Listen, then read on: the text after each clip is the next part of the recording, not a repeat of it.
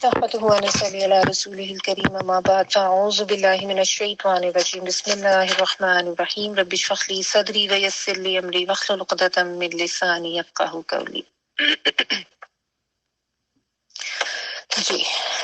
اللهم فقهنا في الدين آمين يا رب العالمين. اچھا جی کل جو ہم نے آیت نمبر 44 سے آنورڈ سٹارٹ کیا تھا جس میں اللہ تعالیٰ نے یہ بتایا کہ یہ جو اہل کتاب ہیں ان کو کتاب کا ایک حصہ دیا گیا تھا. یہ نہیں کتاب کی اصل قرآن مجید ہے, اصل فائنل ورژن, لیکن ایک حصہ ان کو بھی دیا گیا تھا تورات کی صورت میں, انجیل کی صورت میں.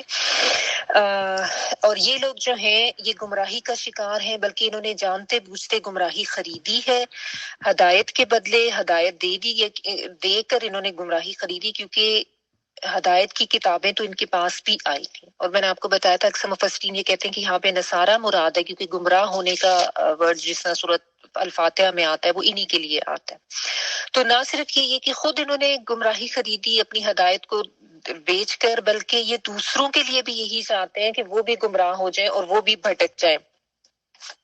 اور اللہ تعالیٰ نے ایسے لوگوں کو مومنین کا دشمن قرار دیا, اور ساتھ یہ بتایا کہ اللہ تعالیٰ تمہارے دشمنوں کو خوب اچھی طرح جانتا ہے, اسی لیے اللہ تعالیٰ تمہیں ان سے جو ہے وہ وارن کر رہا ہے, لیکن تم ان کی دشمنی سے پریشان نہ ہو. تمہارے لیے اللہ تعالیٰ ہی بہترین دوست ہے, بہترین کارساز ہے, بہترین مددگار ہے. ٹھیک ہے. پھر اس کے بعد اللہ تعالیٰ نے ان کی جو ایک ان کا کردار اور ان کی جو ایک سرش تھی وہ بتایا کہ یہ کلام کو پھیر دیتے ہیں, یعنی بات کو گول مول کر کے غلط معنی بیان کرنے کے لیے اس طریقے سے الفاظ کی ادائیگی کرتے ہیں کہ یہ نبی صلی اللہ علیہ وآلہ وسلم کی تصحیح کرنا چاہتے ہیں, ان کی شان میں گستاخی کرتے ہیں. وہ کس طریقے سے کرتے تھے؟ سمینا و اسوینا کہتے تھے, اونچا سا کہتے سمینا اور آہستہ سا کہتے بس سینا, کہ سن لیا ہم نے تاکہ اگلوں کو پتہ چل جائے کہ ہم تو بڑے تابے دار ہیں, لیکن آہستہ سے کہتے کہ ہم نے مانا کوئی نہیں. وہ کہتے وسما غیر مسمعین, کہ سنو سنو جیسے, اور لیکن آہستہ سے یہ کہتے کہ تم نہ سنائے جاؤ, یعنی تمہیں کچھ نہ سنائی دے. یعنی ان کو نبی صلی اللہ علیہ وآلہ وسلم کو نعوذ باللہ بہرا ہونے کی بد دعا دیتے. اور رائنا جو ایک ان لوگوں میں عرب میں لفظ تھا, اس کو بھی رائنا کر کے الفاظ کو توڑ مڑوڑ کے پیش کرتے کہ جس کا مطلب ہوتا, اور پھر ہنستے اس پہ کہ وہ ہمارا چرواہا, وہ چرواہے کے معنی میں آتا تھا. نعوذ باللہ سما نعوذ باللہ. اور نبی صلی اللہ علیہ وسلم کو پر دین پہ تانا دیتے تھے, یعنی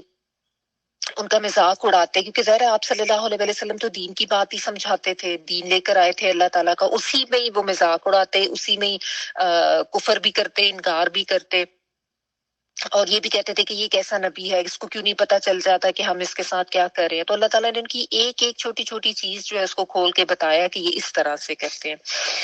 اور ساتھ یہ بھی کہا کہ اگر یہ کہتے کہ سمینا و اطعنا واسمع وانظرنا, تو یہ ان کے لیے بہتر ہوتا اور ان کے لیے زیادہ درست ہوتا, لیکن اللہ تعالیٰ نے ان کے کفر کی وجہ سے ان کو اپنی رحمت سے دور کیا, ان پہ لعنت کی, اور ان کی لعنت کا یہ اب نتیجہ ہوا کہ اب وہ ایمان نہیں لائیں گے, لیکن بہت تھوڑا, یعنی بہت تھوڑے ہی لوگ ہوں گے جو ایمان لائیں گے, یا بہت ہی تھوڑے درجے کا ایمان لائیں گے, جو ایمان مطلوب ہے اس طرح سے نہیں لائیں گے. دونوں یہ مطلب اس کے ہیں. اور اس سے یہ بھی پتہ چلتا ہے کہ ایک مومن جو ہے اس کا رویہ یہ ہونا چاہیے سمینا و اطعنا, کہ ہم نے سنا اور ہم نے اطاعت کی. بیچ میں یہ نہیں کرنا کہ یہ نہیں ہو سکتا, یا اپنی تعویلیں, یا نہ ماننا کہ یہ میں نہیں کر سکتا, یہ مشکل ہے, ابھی نہیں ہو سکتا, لوگ کیا کہیں گے, یہ چیزیں نہیں. سمیعنا و اطعنا, بس یہ ہمارا رویہ ہونا چاہیے. ٹھیک ہے. اچھا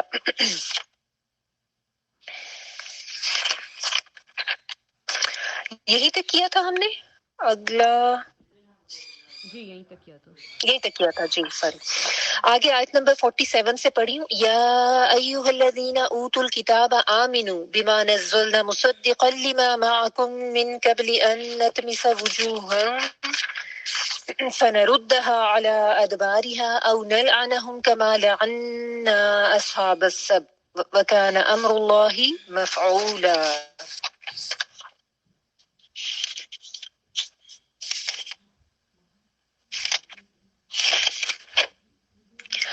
اے اہل کتاب جو کچھ ہم نے نازل فرمایا ہے جو اس کی بھی تصدیق کرنے والا ہے جو تمہارے پاس ہے اس پر ایمان لے آؤ اس سے پہلے کہ ہم چہرے بگاڑ دیں اور انہیں لوٹا کر پیٹھ کی طرف کر دیں یا ان پر لعنت بھیجیں جیسے ہم نے ہفتے کے دن والوں پر لعنت کی اور ہے اللہ تعالیٰ کا کام کیا ہوا۔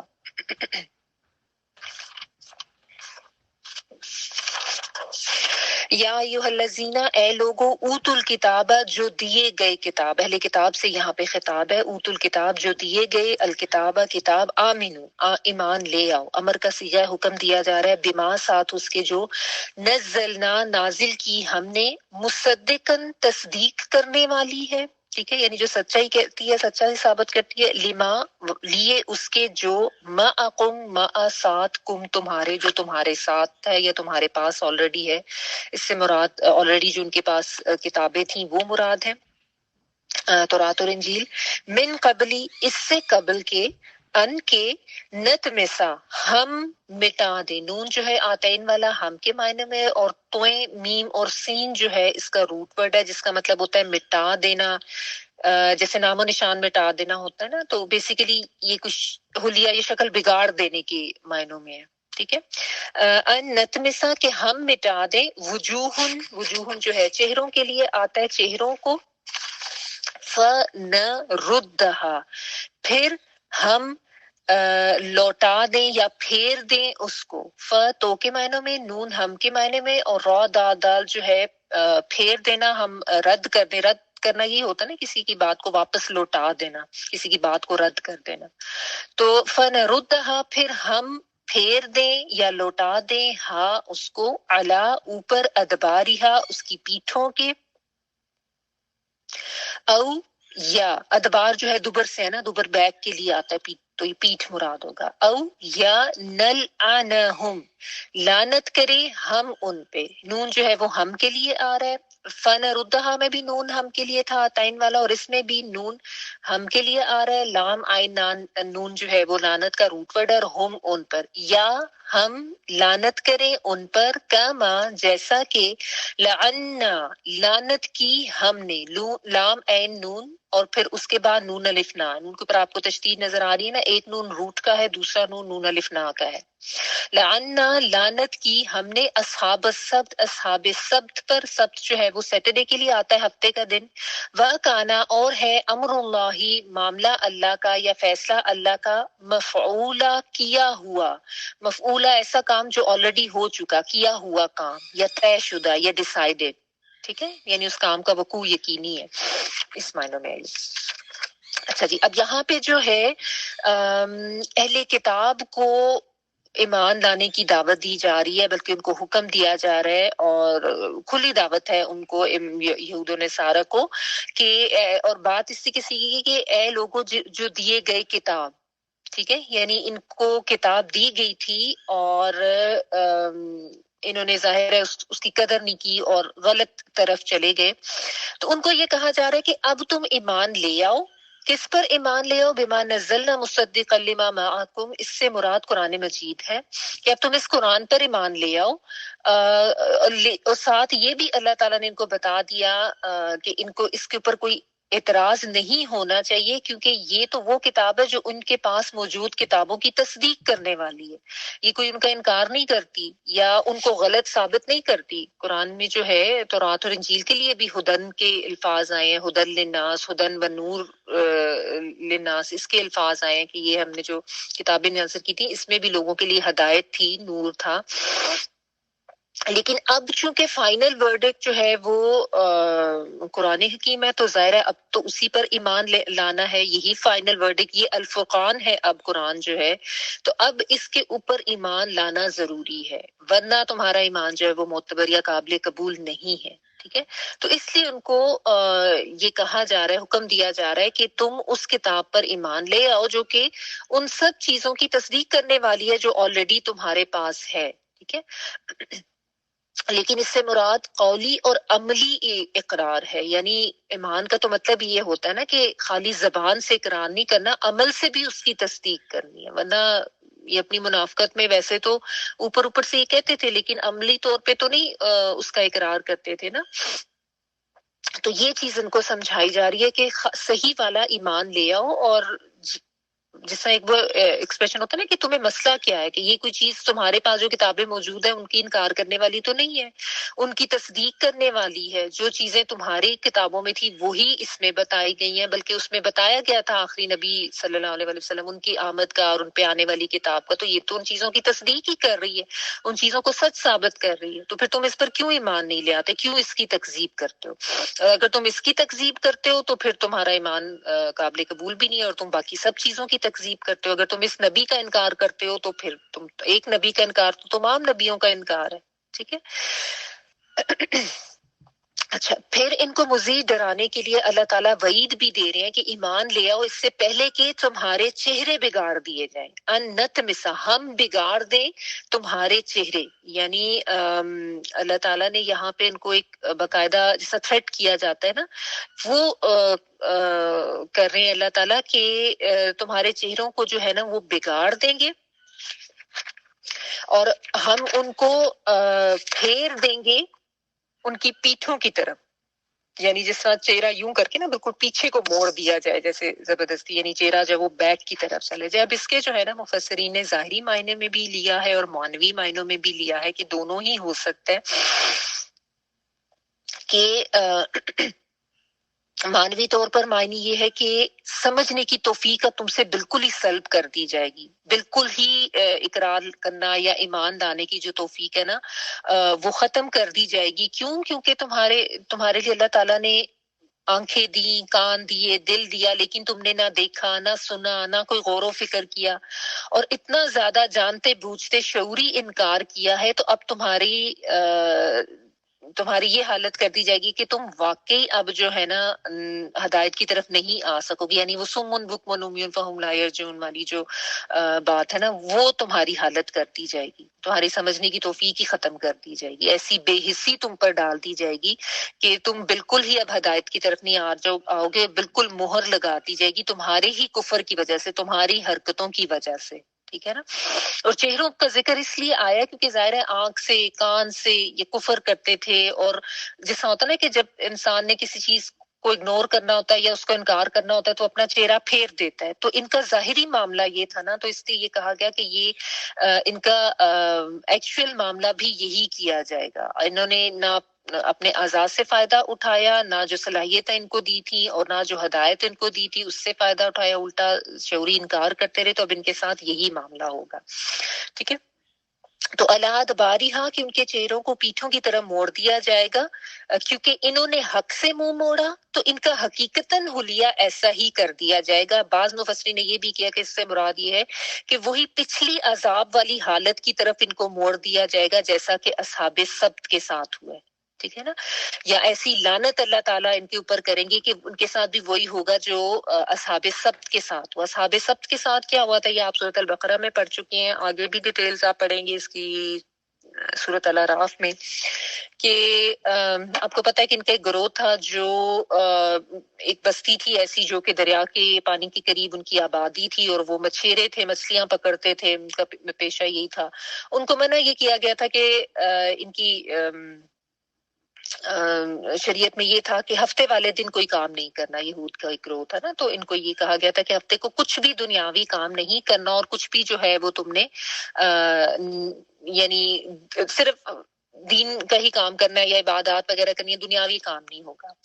اب ہوتا یہ کہ ہفتے کو جو ہے مچھلیاں اوپر اٹھ کر آتی بہت زیادہ، ان کی آزمائش کے لیے ایسے ہوتا، لیکن ان کو منع تھا مچھلیاں پکڑنا، تو انہوں نے یہ ہیلا سازی کی کہ وہاں سے ایک ایسے وہ چینل سے بنا لیے کہ وہاں سے پانی ہو کے آگے چھوٹے چھوٹے گڑھے بنا لیے کہ ان میں آ جاتا اور ان میں مچھلیاں اکٹھی ہو جاتی، تو پکڑتے ہی اس کو اتوار والے دن تھے، ٹھیک ہے، یعنی اللہ تعالیٰ سے ہیلا سازیاں کر رہے تھے کہ ہم نے ہفتے کو تو نہیں پکڑا، ہم نے تو اتوار کو پکڑا، حالانکہ ان کو بالکل منع کیا گیا ہوا تھا۔ تو اس طرح کی ہیلا سازیاں یہ کرتے تھے، اور اس کی وجہ سے پھر ان کے اوپر عذاب آیا اور ان کو بندر بنا دیا گیا تھا، ان کے چہرے اس طریقے سے جو ہے وہ مسخ کر دیے گئے تھے، ٹھیک ہے۔ تو یہ چیز یہاں پہ بیان کی جا رہی ہے کہ اگر تم نے بات نہ مانی، اگر تم ایمان نہیں لائے، تو تمہارے ساتھ یہی عذاب والا معاملہ کیا جائے گا، ٹھیک ہے نا۔ اور ساتھ ہی بھی بتا دیا کہ اللہ تعالیٰ جو فیصلہ کرتے ہیں پھر وہ ہو کر رہتا ہے، ٹھیک ہے نا. تو یہ ہو کر رہے گا. اب علماء جو ہیں انہوں نے اس کے اوپر اپنی مختلف آراء دی کہ کیا یہ ہو چکا ہے یا ابھی ہونا ہے. تو بعض علماء کے مطابق یہ مانوی طور پر تو پورا ہو چکا ہے، اور یعنی ان کے اوپر واقعی ایسی اللہ تعالیٰ کی طرف سے ایک لعنت کے ذریعے ایسی مہر لگا دی گئی ہے کہ یہ واقعی ہدایت کی طرف نہیں آتے، یعنی قیامت تک کے لیے ان کے چہرے ہدایت سے پھیر لیے گئے ہیں، ہدایت سے دور کر دیے گئے ہیں ان کی اپنی ہٹ دھرمی کی وجہ سے. اور آپ غور کریں نا کہ نصارہ میں، ایتھیسٹ میں، مشرکین میں، ان میں پھر بھی بہت تعداد ہے جو کہ دین کی طرف آ جاتی ہے یا صحیح ہدایت کی طرف آ جاتے ہیں، لیکن یہ لوگ جو ہے نا ان میں سے بہت کم ہے، کیونکہ یہ اتنے پکے اپنے عقائد کے اور اتنے ہٹ دھرم اور ڈھیٹ ہیں یہود میں سے کہ یہ نہیں آتے ہیں اپنے دین کو چھوڑ کے، یہ اپنے اس میں خول میں اتنے پکے رہتے ہیں نا. تو علماء یہ کہتے ہیں کہ یہی ہے اللہ تعالیٰ کی طرف سے دلوں پر مہر لگا دیا جانا اور اللہ تعالیٰ کی طرف سے ان کے اوپر ہدایت کو بند کر دیا جانا، کیونکہ یہ اس طرح. ہاں ان میں سے بھی اگر کوئی مطلب اپنی آنکھ اور کان اور دل کو استعمال کرتا ہے، غور و فکر کرتا ہے، تو ظاہر ہے اللہ تعالیٰ اس کے لیے کر دیں گے. لیکن ایک عمومی طور پہ جو ان کا رویہ ہے، جو ان لوگوں کا، اس کی وجہ سے ان کے دلوں پہ اس طرح کے تالے لگا دی گئے، مہرے لگا دی گئی ہیں. ٹھیک ہے. اور بعض یہ بھی کہتے ہیں کہ یہ آخرت میں ہو کے رہے گا، یعنی اللہ تعالیٰ ان کے ساتھ یہی معاملہ کریں گے کہ ان کے چہرے مسخ کر دیے جائیں گے، ان کے چہرے موڑ دیے جائیں گے، کیونکہ انہوں نے یہی معاملہ دنیا میں کیا، ہدایت سے منہ موڑا، حق سے منہ موڑا، اور جو ان کے پاس ہدایت تھی اس کو مسخ کر کے اور توڑ موڑ کے لوگوں تک پیش کرتے تھے حقائق کو. تو ان کے ساتھ وہی معاملہ ہوگا. اور یہ بھی کہتے ہیں بعض لوگ کہ قرب قیامت کے قریب ان کے ساتھ یا قیامت سے پہلے کسی ٹائم پہ ان کے ساتھ یہ فیکچولی بھی ہو سکتا ہے کہ واقعی چہرے جو ہیں ان کے مسخ ہو جائیں، یا واقعی ان کو جو ہے وہ دوبارہ سے بندر بنا دیا جائے. واللہ تعالیٰ عالم. بہرحال ظاہر ہے مفسرین نے اس کے اوپر اپنی اپنی جو بھی رائے تھی وہ بھی دی ہے، اپنی تفاسیر بیان کی ہیں. تو بعض یہ کہتے ہیں کہ ظاہری طور پر بھی ہوگا، اور بعض یہ کہتے ہیں کہ مانوی طور پر ہو چکا ہے، ظاہری طور پر یہ اب آخرت میں ہوگا کہ ان کے ساتھ یہ معاملہ کیا جائے گا. ٹھیک ہے. تو یہ اللہ تعالیٰ نے جو ہے نا ان کو یہاں پہ بڑی کھلی ایک وعید دے دی اور بہت زیادہ ان کو ڈرا دیا.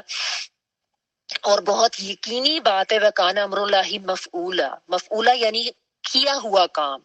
یعنی اللہ تعالیٰ نے جب کوئی بات کہہ دی ہے نا تو وہ اتنی ہی یقینی ہے جیسا کہ وہ کام یقینی ہوتا ہے جو کہ آلریڈی ہو چکا ہے. ٹھیک ہے نا. یعنی جب کوئی کام ہو چکتا ہے تو پھر تو آپ کو اس کے اوپر یقین آ جاتا ہے نا کہ اٹ از آلریڈی ڈن. یہ تو اس میں کوئی غیر یقینی والی بات ہی نہیں. ٹھیک ہے. تو یعنی اتنا زیادہ ڈیسائیڈڈ ہے، اتنا زیادہ طے شدہ معاملہ یہی ہونا ہے ان کے ساتھ جیسے کہ آلریڈی ہو چکا ہوا ہے ان کے ساتھ. اتنا زیادہ یعنی یہ آپ کہہ لیں کہ اتنی زیادہ یقینی بات ہے یہ. ٹھیک ہے. تو یہ ان کو اللہ تعالیٰ نے یہاں پہ وارن کیا. تو یعنی یہ جو طمس جو ہے یہ ظاہری بھی ہو سکتا ہے، مانوی بھی ہو سکتا ہے. اچھا آگے دیکھیں، شرک کے حوالے سے اب بات ہو رہی ہے. ان اللہ لا یغفر ان یشرک به ویغفر ما دون ذلک لمن یشاء ومن یشرک باللہ فقد افتری اثما عظیما.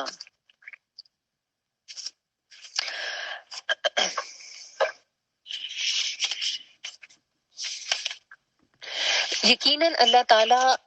اپنے ساتھ کیے جانے شرک کو نہیں بخشتا اور اس کے سوا جسے چاہے بخش دیتا ہے، اور جو اللہ تعالیٰ کے ساتھ شریک مقرر کرے اس نے تو بہت بڑا گناہ کیا اور بہت بڑا بہتان باندھا. ان اللہ بے شک اللہ تعالیٰ لا نہیں یغفر وہ بخشے گا. وہ کے معنوں میں غین فارا جو ہے غفرا ڈھانپنا، کور کر دینا، اس معنوں میں آتا ہے. مغفر میں آپ کو ہر دفعہ بتاتی ہوں کہ مغفر جو ہے وہ سر پہ پہننے والا کوئی ایسا جیسا ہیلمٹ ٹائپ کوئی چیز کور کرنے والے، یا کوئی جس طرح سے وہ شیڈ کے لیے وہ لگا دیتے ہیں نا ایسے جیسے کپڑا سا، اس کے لیے بھی تو اس کے لیے آتا ہے یعنی ڈھانپ لینا. غفرہ بیسیکلی اس معنوں میں آتے ہیں. لا یغفرو نہیں وہ بخشے گا ان کے یشرکا شرک کیا جائے، یعنی یا وہ شرک کیا جائے، یا جو ہے عطائن والا وہ کے معنوں میں، یعنی اللہ کے ساتھ شرک کیا جائے، بھی ساتھ اس کے، و اور یغفرو وہ بخش دے گا، یا جو ہے عطائن والا وہ کے معنوں میں غین فارا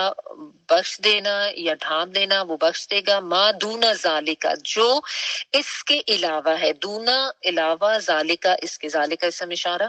جو اس کے علاوہ ہے، لمن یشاء لیے اس کے جس کو یشاء وہ چاہتا ہے یا وہ چاہے گا، اس کو ہائی لائٹ کر لیں، اہم بات ہے یہ، ومن یشرک باللہ و اور من جو کوئی یشرک وہ شرک کرتا ہے، باللہ ساتھ اللہ کے، فقط تو یقیناً افطرا اس نے گھڑ لیا، فارا اور یا جھوٹ کے لیے آتا ہے، اور افطرا جو ہے وہ جھوٹ گھڑنا اس معنوں میں ہے، ٹھیک ہے، تے کے ساتھ جب آ جاتا ہے باب افتعال میں چلا گیا، روٹ ورڈ اس کا فار آیا ہے،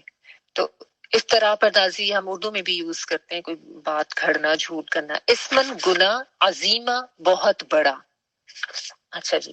یہ بھی بہت امپورٹنٹ آیت ہے، اور اس میں شرک کی قباحت بیان کی گئی ہے، اور شرک کا ذکر اس لیے کیونکہ مشرکین تو کرتے ہی کرتے تھے، اس کے علاوہ یہود و نصارہ بھی کرتے تھے، تو اگرچہ یہود و نصارہ جو ہے وہ دعوی توحید کی کرتے تھے، کیونکہ ظاہر ہے ان کے پاس تو کتابیں تھیں، کتاب ہدایت تھی، اللہ کو ماننے والے تھے، لیکن اس کے باوجود جو ہے ان کے ساتھ بھی یہ معاملہ تھا شرک کا۔ تو عمومی طور پہ تو یہ سب کو ہی بتایا جا رہا ہے کہ شرک کتنا بڑا ظلم ہے اور کتنا بڑا گناہ ہے، اور اس کے بارے میں اللہ تعالیٰ نے یہ بتا دیا کہ اللہ تعالیٰ اس کو معاف نہیں، کہ شرک کیا ہوتا ہے، غیر اللہ کو اللہ کے برابر کر دینا، ٹھیک ہے نا، یعنی اللہ کے ساتھ شریک بنا دینا۔ اور یہ جو ہے سب کے لیے یہ وعید ہے کہ شرک جو ہے وہ ناقابل معافی جرم ہے، اور اللہ تعالیٰ نے اس کے بارے میں ایک یہ فیصلہ سنا دیا ہے کہ اللہ تعالیٰ شرک کو نہیں معاف کرے گا، اس کے علاوہ جس کو چاہے گا معاف کر دے گا۔ اس کو بھی پہلے تھوڑا سا سمجھ لیں کہ اللہ تعالیٰ شرک کو معاف نہیں کرے گا۔ دیکھیں، اس سے یہ مطلب نہیں ہے کہ اگر کوئی شرک کرنے والا یا اگر کوئی مشرک توبہ استغفار کرتا ہے تو بھی اس کی معافی نہیں ہوگی، ایسی بات نہیں ہے۔ ظاہر ہے توبہ استغفار تو اللہ تعالیٰ نے وہ دروازہ تو کھلا رکھا ہے، اگر کوئی سچے دل سے اور کوئی یعنی تو توبہ کی شرائط کے ساتھ ہمیشہ کے لیے آ جاتا ہے، دین کی طرف آ جاتا ہے، اسلام قبول کر لیتا ہے، تو ظاہر ہے اس کی توبہ قابل قبول ہے، ایسی بات نہیں ہے، ٹھیک ہے نا۔ یہ بیسیکلی شرک کی قباحت کو بیان کرنے کے لیے، اور یہ کتنا بڑا ظلم ہے جس طرح یہ آتا ہے ان شرک لظلم عظیم، اس چیز کو بیان کرنے کے لیے اللہ تعالیٰ نے جو ہے نا یہ اس چیز کو بیان کیا ہے کہ یہ کتنا بڑا ظلم ہے اور کتنا بڑا یہ گناہ ہے نا۔ وہ اس طرح سے کہ دیکھیں، جس طرح آپ پہلے بھی پڑھ چکے ہیں، میں نے آپ کو اس دن بھی عرض کیا تھا کہ ایک اللہ تعالیٰ کا قانون رحمت ہے اور ایک اللہ تعالیٰ کا قانون عدل ہے۔ قانون عدل تو یہی ہے کہ جس نے جو گناہ کیا اس کی سزا اس کو ملنی ہی ملنی ہے، لیکن اللہ تعالیٰ کا جو قانون رحمت ہے وہ سپرسیڈ کرتا ہے، اور اللہ تعالیٰ کچھ گناہوں کو ایسے ہی معاف کر دیتے ہیں، جس طرح ایک جگہ پہ یہ بھی آتا ہے نا، ان الحسنات یذہب السیئات، یا کو لے جاتے ہیں، یعنی آپ نیک کام کرتے رہیں تو کچھ برائیاں آپ کی ویسے ہی جھڑ جاتی ہیں اس سے، ٹھیک ہے، اور کچھ اللہ تعالیٰ ویسے ہی اپنی رحمت سے معاف کر دیتے ہیں، یہ بھی اللہ تعالیٰ کی رحمت کا قانون ہے۔ لیکن کچھ گناہ ایسے ہیں، جیسا ایک تو گناہ کبیرہ جو ان کے بارے میں آپ نے پڑھا کہ ان کے لیے توبہ ضروری ہے، اور ان میں سے بھی سب سے بڑا گناہ شرک، یہ بھی ایسا گناہ ہے کہ جب تک اس کی شعوری توبہ نہیں کی جائے گی تو یہاں پہ وہ قانون رحمت جو ہے وہ لاگو اس طرح سے نہیں ہوگا کہ خود بخود ہی انسان جو ہے وہ شرک کرتا کرتا ہی مر جائے اور اس کی جو ہے وہ بخشش ہو جائے، نہیں، کیونکہ یہ اتنا بڑا معاملہ ہے نا، یعنی اللہ تعالیٰ کو ایک ماننا اور اس کی توحید کا اقرار کرنا، یہ بہت زیادہ ضروری ہے انسان کی بخشش کے لیے، ٹھیک ہے نا۔ تو ورنہ تو اللہ تعالیٰ انسان کی توبہ کرنے کی وجہ سے بھی معاف کر دیتا ہے، بعض دفعہ سزا دے کر معافی ہو جاتی ہے، بعض دفعہ سزا کے بغیر بھی اللہ تعالیٰ کی رحمت سے معافی ہو جاتی ہے۔ پھر ہمیں پتہ ہے کہ آگے قبر کا عذاب، آخرت کا عذاب، اس کو بھی بھگت لیں گے انسان تو اس کے بعد ان کی معافی ہو سکتی ہے، یا شفاعت والا جو معاملہ ہے، ٹھیک ہے. لیکن یہاں پہ جو ہے نا شرک کو بہت زیادہ اس طریقے سے اللہ تعالیٰ نے اس کے لیے بہت سخت بات کہہ کے اس کو بیان کیا ہے کہ شرک جو ہے نا یہ معاف نہیں ہوگا. اس کے علاوہ اللہ تعالیٰ جو بھی چاہے معاف کر دے. لیکن اب اس سے بھی کوئی اس غلط فہمی کا شکار نہ ہو جائے کہ میں جو بھی گناہ کروں اللہ تعالیٰ تو معاف کر ہی دے گا، کیونکہ اللہ تعالیٰ نے کہا شرک نہیں کرنا، تو میں شرک تو نہیں کر رہا، تو باقی تو میرے سارے گناہ میں کرتا جاؤں تو معاف ہو جاؤں گا. نہیں، ایسی بات نہیں ہے، ٹھیک ہے نا. کوئی ایسا اوپن سرٹیفکیٹ نہیں اللہ تعالیٰ نے دے دیا کہ جو بھی کرتے رہو معافی ہو جائے گی. اس میں آپ اگر غور کریں نا تو لمن یشاء، جس کو وہ چاہے گا، کنڈیشن اس میں لگائی ہے، کوئی اوپن نہیں اللہ تعالیٰ نے کر دیا. اور وہ اس کی مرضی تو ظاہر ہے پھر وہی دیکھی جائے گی نا کہ اللہ تعالیٰ دیکھیں گے کہ کس نے اپنے جو گناہ کبیرہ تھے یا لوگوں کے حقوق مارے ہوئے تھے اس پہ لوگوں کے سے معافی تلافی کی، ان کے اوپر جو ظلم کیا تھا اس کو پورا کیا، اور بھی جو کبیرہ گناہ تھے ان کے بارے میں شعوری توبہ کی. لمن یشاء کو جو ہے وہ ذہن میں رکھیے کہ اکثر لوگ سمجھتے کہ دیکھیے اللہ تعالیٰ نے کہا بس شرک نہیں معاف ہوگا، اس کے علاوہ تو سب معاف ہو جائیں گے، تو اس سے کوئی فرق نہیں پڑتا، اللہ تعالیٰ رحیم و کریم ہے، جو مرضی کر لو. ایسی بات نہیں ہے. یہ بھی وہی بات ہے کہ اپنے نفس کی بات ماننا یا غلط اپنے آپ کو تعویلیں دے دے کے اپنے آپ کو مطمئن کرنے کی بات ہے. جو ایک اصول ہے نا اس کو بھی ذہن میں رکھنا چاہیے، ٹھیک ہے. تو یہاں پہ جو ہے اللہ تعالیٰ نے بہرحال شرک کے حوالے سے یہ بیان کر دیا کہ اللہ تعالیٰ جو ہے وہ شرک کو معاف نہیں کرے گا، اس کے علاوہ جس کو چاہے گا وہ معاف کر دے گا. جس طرح سے ایک حدیث کا مفہوم یہ بھی آتا ہے کہ جو شخص مجھ سے زمین بھر گناہوں کے ساتھ ملے کہ اس نے میرے ساتھ کسی کو شریک نہ بنایا ہو تو میں اتنی ہی بخشش کے ساتھ اس کو ملوں گا، ٹھیک ہے. ایک اور حدیث کا مفہوم ہے ابن آدم مجھے گالی دیتا ہے کہ میرا شریک بناتا ہے. یعنی اتنا زیادہ اللہ تعالیٰ کو جو چیز ناراض کرنے والی ہے، بہت زیادہ غضب دلانے والی، وہ یہ ہے کہ اس کے ساتھ شریک بنایا جائے. پھر ایک حدیث کا مفہوم ہے کہ اللہ تعالیٰ جہنمی سے پوچھے گا کہ اگر زمین بھر سونے کے عوض تمہیں بخش دیا جائے تو تمہیں قبول ہے؟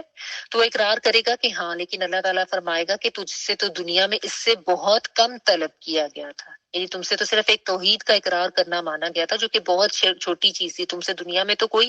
زمین بھر سونا نہیں تھا مانگا گیا، لیکن تم نے یہ بھی نہیں کیا، اتنا تھوڑا سا تم سے مانگا گیا. تو اب تم یہ کہہ رہے ہو کہ زمین بھر سونا دینے کو بھی تم راضی ہو، لیکن یہ ہے کہ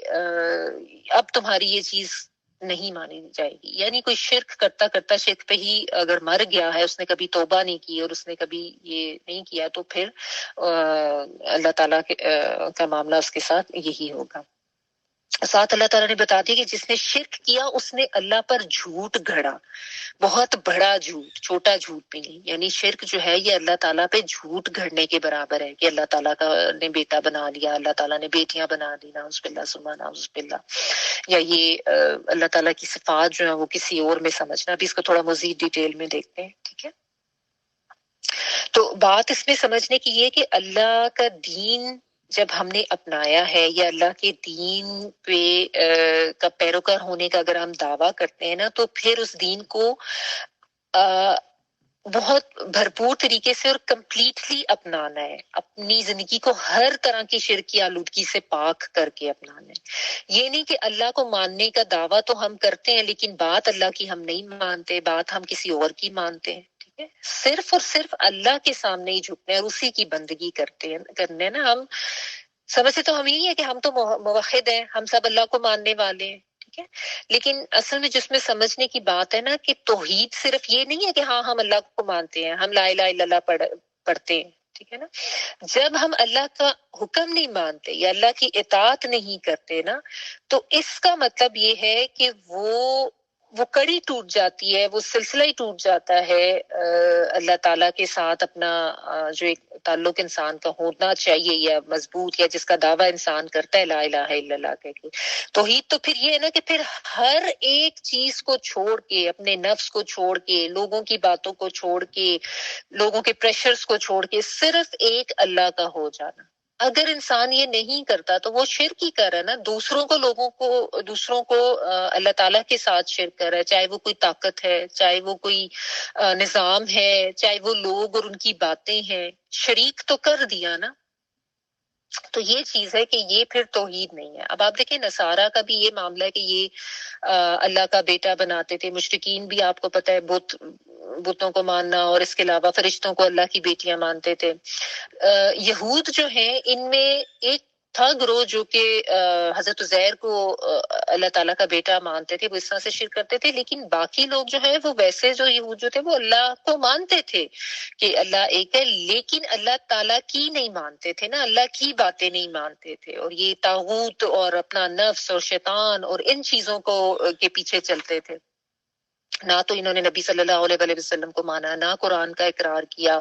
اور یعنی اللہ کی باتیں جو اتنی اہم تھی ایمان لانے کی مین جو بنیادیں تھیں وہی نہیں یہ مانتے تھے. تو یہ تو پھر ظاہر توحید تو نہ ہوئی. تو یہ چیز اس میں سمجھنے کی بات ہے. میں آپ کو بتاتی ہوں شرک جو ہے نا پھر اس کی اقسام بھی آ جاتی ہیں. شرک اکبر بھی ہوتا ہے, شرک اصغر بھی ہوتا ہے.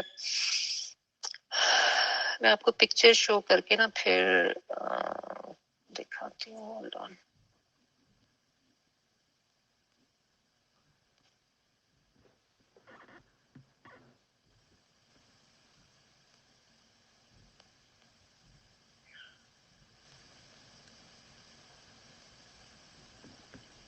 اقسام میں آپ کو بتا رہی تھی کہ شرک جو ہے اس کی مختلف اقسام ہیں, اور یہ ہمیں سمجھنا بہت ضروری ہے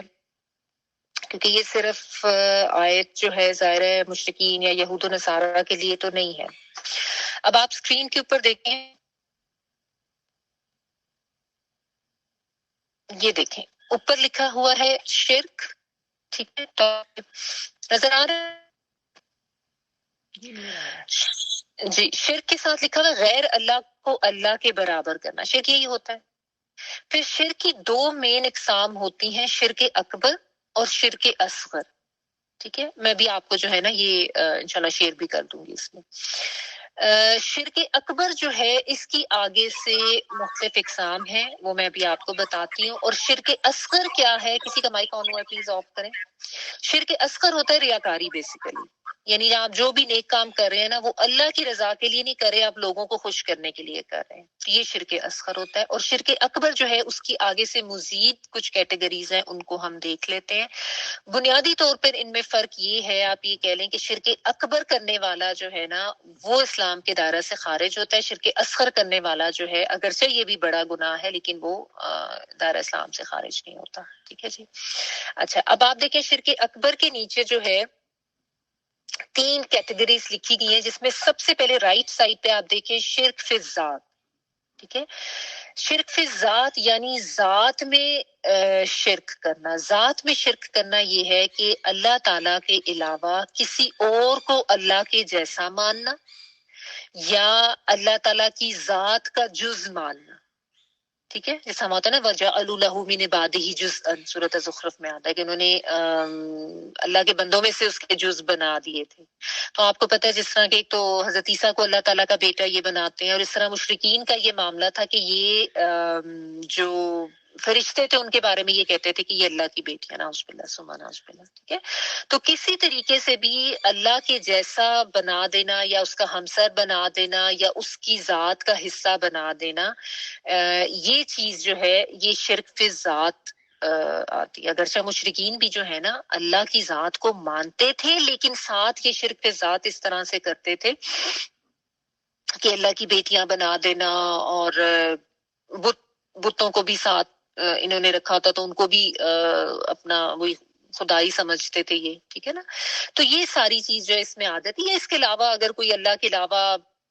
ستاروں کو سمجھ رہے ہے یا سورج کو سمجھ رہے ہے کہ یہ ہے اصل میں جو طاقت ہے بڑی, تو وہ سب اسی میں ہی آتا ہے. ٹھیک ہے, پھر آ جاتا ہے شرک فی الصفات. اچھا, یعنی وہ صفات جو صرف اللہ تعالی ہی کے لیے ہے نا, وہ صفات کسی اور میں سمجھنا یا کسی اور کو شامل کر لینا اس میں. جیسے ہمیں پتہ ہے کہ اللہ تعالیٰ کی ذات ہے جو خالق ہے, اللہ تعالیٰ کی ذات ہے جو ہم سب کی مالک ہے, جو ہماری ساری زندگی کی تدبیر کرنے والی ہے, ہمیں رزق دینے والی ہے, ہمیں اولاد دینے والی ہے, ہماری حاجتیں سننے والی. یہ ذات صرف اللہ تعالیٰ کی ہے نا. تو اب اللہ تعالیٰ کو چھوڑ کے اگر کوئی شخص یہ سوچتا ہے کہ یہ صفات کسی اور کی بھی ہو سکتی ہیں، اور وہاں جس طرح ہمارے ہاں ہوتا ہے درباروں پر جانا، دعائیں مانگنا،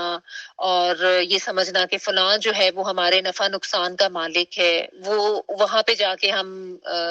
چادر چڑھائیں گے یا دیکھ دیں گے تو ہمیں اولاد مل جائے گی، یا ہمیں شاید نوکری مل جائے گی، یا ہمارے رزق میں برکت ہو جائے گی،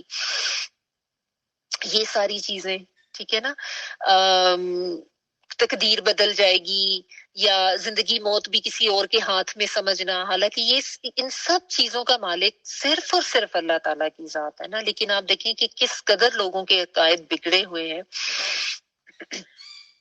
کہ وہ یہ سمجھتے ہیں کہ شاید ہمارا نفع نقصان کسی اور کے ہاتھ میں ہے، یا ہمارا حاجت روا کوئی اور ہے،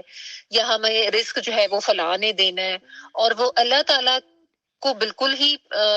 اس طرح سے یاد نہیں کرتے، یا اللہ تعالیٰ کو یہ حق دینے کی بجائے یہ حق دوسروں کو دے دیتے ہیں. سمجھتے ہیں کہ فلاں کے ہاتھ میں ہمارا رزق ہے تو اس کے آگے پیچھے پھرو، یا فلاں جگہ پہ جا کے جو ہے وہ دعائیں درباروں پہ یا اس سے مانگو، یا کسی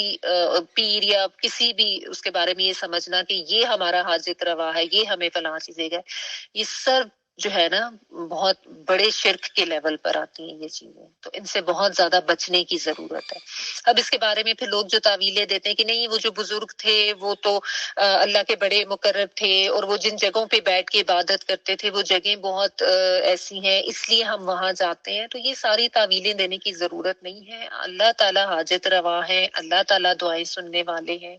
گھر میں بیٹھے آرام سے اور ڈائریکٹ اللہ تعالیٰ سے مانگے، یہی طریقہ ہے جو ہمیں سکھایا گیا ہے. ٹھیک ہے نا. تو کوئی ایسی صفت کسی اور میں سمجھنا جو کہ خاص اللہ کے لیے ہے، یہ بھی شرک کے زمرے میں آتا ہے. تو یعنی توحید فی ذات کا بھی اقرار کرنا ہے، توحید فی صفات کا بھی اقرار کرنا ہے، شرک فی ذات سے بھی بچنا ہے، شرک فی صفات سے بھی بچنا ہے. پھر ایک اور عادت ہے شرک فی العبادہ، یعنی اللہ کے علاوہ کسی اور کو مستحق عبادت جاننا. عبادت کو بھی جو ہے نا اب آپ وہ بندگی کے معنوں میں لیں تو عبادت جو ہے آپ دیکھیں عبادت قلبی بھی ہو سکتی ہے، قولی بھی ہو سکتی ہے، بدنی بھی ہوتی ہے، مالی بھی ہوتی ہے. ٹھیک ہے نا. تو اب قلبی عبادت ظاہر ہے، قلبی عبادت یہ کہ قلبی کیفیات کیا ہوتی ہیں؟ خوف، محبت، توکل، بھروسہ. یہ جو ہے دل میں سب سے زیادہ خوف، اگر آپ ان کیفیات کو دیکھیں کہ خوف ہے تو وہ بھی اللہ تعالیٰ کا ہونا چاہیے، اگر توکل ہے تو وہ بھی اللہ پر ہونا چاہیے، محبت ہے تو وہ بھی اللہ تعالیٰ کی ذات سے ہونی چاہیے. ٹھیک ہے نا. اگر کسی کے دل میں یہ ہے کہ اللہ سے زیادہ خوف کسی اور کا ہو رہا ہے، اس کی قلبی کیفیت ایسی ہے، اللہ کے خوف بالکل نہیں ہے، اس کو بالکل پس پشت ڈالا ہوا ہے، کسی اور کا خوف ہے، معاشرے کا، لوگوں کا، دنیا کا. ٹھیک ہے. یا محبت جو ہے وہ اتنی زیادہ دوسری چیزوں کی بڑھ گئی ہے، خواہ وہ انسان کی اولاد ہی کیوں نہ ہو یا کوئی اور رشتہ ایسا کہ اس کے پیچھے انسان اللہ کی اطاعت سے نکل گیا، نافرمانی کر رہا ہے. تو پھر یہ اللہ کی عبادت یا اللہ کی بندگی تو نہ ہوئی، یہ تو اس انسان کی بندگی یا عبادت ہوئی نا. ٹھیک ہے. اسی طرح سے توکل بھی جو ہے وہ بعض لوگوں کا اللہ کی ذات سے زیادہ لوگوں کے اوپر ہوتا ہے. وہ میرا باس ہے، اس کو خوش کرنا ہے ورنہ شاید نوکری چلی جائے گی، یا یہ کہ اللہ تعالیٰ کے اوپر توکل نہیں ہوتا، اپنی ذات کے اوپر، اپنی صلاحیتوں پہ یا اپنی دماغ اور ان چیزوں کے اس کے ساتھ انسان منسوب کرتا ہے کہ یہ تو جو میں نے فلاں کیا تو یہ ہو گیا، یا میں نے ایسے کیا، میں تو بڑا وائز ہوں، بڑا میں عقل رکھتا ہوں، علم رکھتا ہوں. یہ اس قسم کی چیزیں، اپنے اوپر توکل کرنا، یا یہ سمجھنا کہ فلاں طرح سے جو مجھے کامیابی ملی ہے وہ ایکچولی میری وجہ سے ہوئی ہے. ٹھیک ہے نا. تو چاہے محبت ہے، چاہے خوف ہے، چاہے توکل ہے، یہ ساری دلی کیفیات جو ہیں اس میں یہ سب صرف اور صرف اللہ ہی کے لیے ہونی چاہیے. ٹھیک ہے نا. خوف یا محبت یا توکل اللہ سے بڑھ کر کسی اور کا ہو گیا تو وہ شرک میں چلا جاتا ہے. ٹھیک ہے. تو یہ چیز ہے. بعض دفعہ لوگوں کو یہ بھی خوف ہو جاتا ہے نا کہ وہ فلاں نے بد دعا کر دی تو کیا ہوگا، اس کی بد دعا سے بچنا ہے ورنہ ہمارے ساتھ یہ برا ہو جائے گا. یہ بھی خطرہ لوگوں کو رہتا ہے نا. ٹھیک ہے نا. تو یہ اور اس قسم کے بہت سے توہمات کا لوگ شکار ہو جاتے ہیں، اور بعض دفعہ لوگوں سے اتنا ڈرنا شروع کر دیتے کہ وہ پتہ نہیں فلاں ہمارے ساتھ یہ کر دے گا، اس نے بد دعا دے دینی ہے، یا اس نے ہمارے ساتھ ایسے کر دینا. تو یہ بھی غلط ہے، ٹھیک ہے نا. اور محبت بھی جس طرح میں نے آپ کو بتا دی کہ اگر جس طرح اولاد کی محبت اتنی زیادہ ہے کہ انسان بس ان کی باتوں کو اہمیت دے رہا ہے اور ان کی ناجائز خواہشات کو اللہ کی نافرمانی کرتے ہوئے پورا کر رہا ہے، تو اس کا مطلب ہے کہ وہ اللہ کی بندگی تو نہیں کر رہا. اللہ کی محبت اس کے دل میں اتنی نہیں ہے جتنی کہ اپنی اولاد کی یا دیگر رشتوں کی ہوگی. اگرچہ محبت ہونا تو نیچرل ہے، لیکن اللہ کی اطاعت سے باہر نکل کے نہیں کرنی. ٹھیک ہے. پھر قولی بھی ہوتی ہے، یعنی قولی میں کیا ہوتا ہے؟ دعا، اذکار یا پناہ طلب کرنا. تو اب دعائیں بھی جو ہے انسان کسی اور سے جا کے قبروں والوں سے دعائیں کر رہا ہے یا پیروں کو سامنے رکھ کے کیا یہ ہمارے حاجت رواں ہے اور یہ ہمارے ساتھ یہ کر دیں گے اور ایسا. آپ اللہ تعالیٰ معاف کرے، آپ کبھی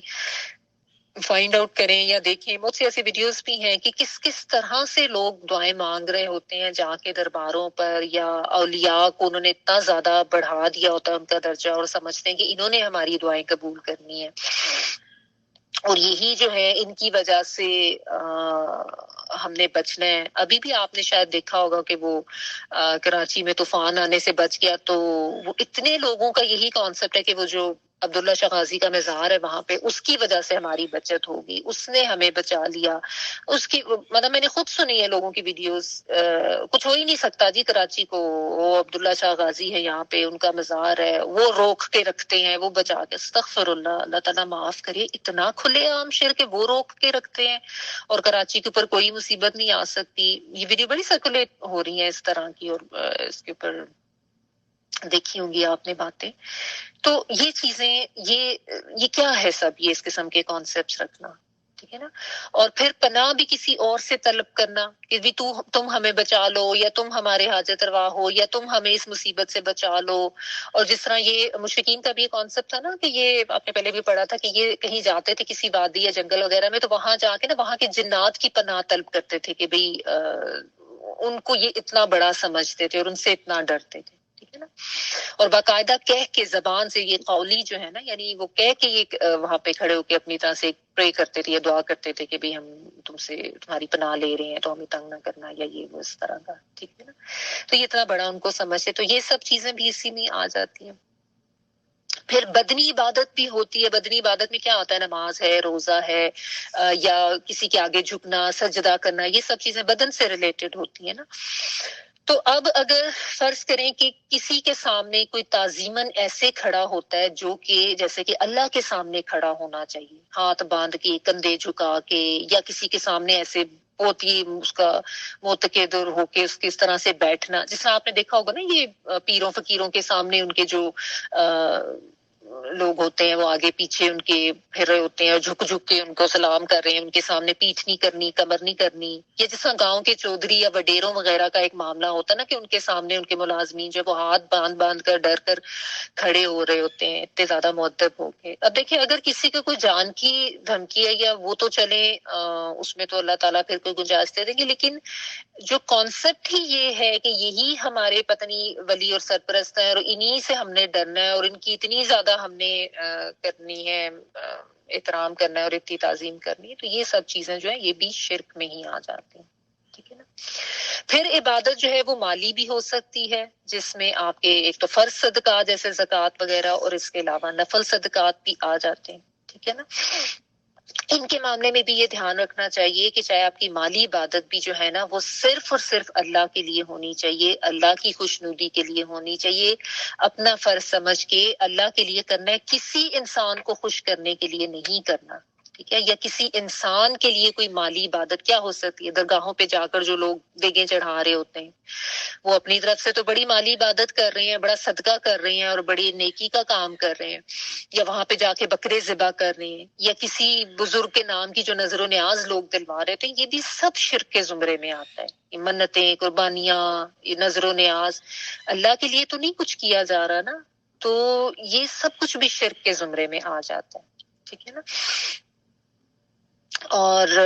اسی طرح پھر جس طرح میں نے آپ کو بتایا کہ شرک اصغر جو ہے ریاکاری والا جو ہے اس کو بھی آپ دیکھ لیں کہ اس میں بھی